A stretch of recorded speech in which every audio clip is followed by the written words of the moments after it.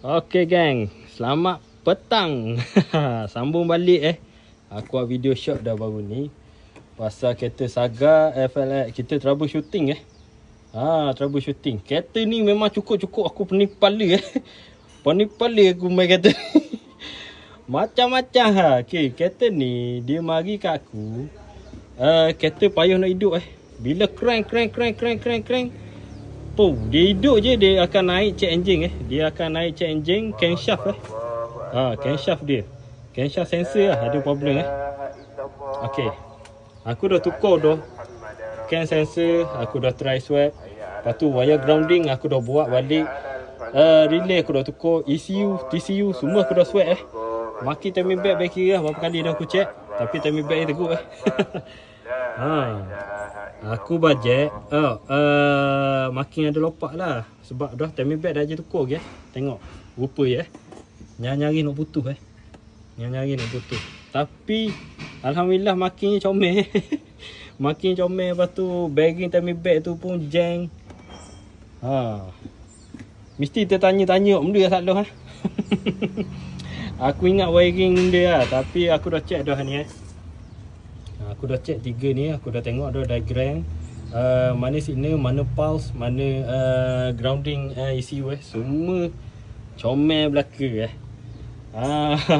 okey. Bila aku dah siasat check, sehari juga aku main kereta ni untuk aku nak troubleshooting Rupanya nampak ada 1, 2, 3 3 rocker cover Okey, ni asas kereta Ni asas kereta. Ni rupanya masalah dia Jadi cam sensor tak baca Cam sensor jadi tak baca. Okey, tengok tapak dia. Nampak tapak dia tinggi tinggi. Okey, tengok asal dia. Rendah je rendah je. Patut cam sensor tak baca. Okey, fungsi cam sensor dia baca TDC, top dead center, untuk piston nombor 1. Okey, kalau dia tak baca piston nombor 1, memang payah nak hidup. Jadi sekarang ni wiring ke ECU semua okey continuity aku dah check belaka signal, pulse dengan grounding ECU semua comel belaka. Pening kepala cari. Rupanya disebabkan ni tinggi dia jadikan sensor tak baca dengan cam jadi tak ada pulse daripada engine sebab jarak cam sensor ni terlampau tinggi ni.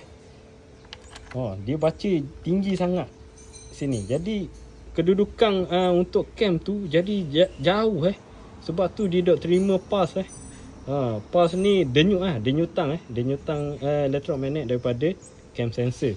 Dia tak baca gila babi aku cari nyakit first time aku boleh ni cover ni dia bukan selalu masuk Kalau nak ikutkan, kalau dia nak ambil hot BLM ke sama je. Tapi ni aku istihar Cak Yang buat cover Cak Yang, bukan original dia bukan original dia. Kalau nak kata BLM, sama je, sama tinggi ni je. Aku ada stay BLM, stay aku tengah buat, aku dah tengok dah memang rendah juga jadi ni aku istihar Cak Yang Cina mari. Sebab tu jadi ni tinggi bukan daripada kereta lain kalau nak kata Neo Saga ke Neo Persona ke Neo Saga dia pakai DVBT, dia pakai cam sensor di head bukan di atas ni bukan di atas ni. Jadi aku jadi pening kepala cari nyakit disebabkan ni jadi beringat jangan tukar bar cover. Berapa nak tukar bar cover sebab dia kata bocor. Aku pun pelik kok. Berapa dia kata bocor sampai tukar bar cover. Pening aku cari nyakit ni. Ni memang rare nyakit ni. Memang challenging bagi aku beringat belaka dia rendah je. Ni original dia rendah ni nampak tinggi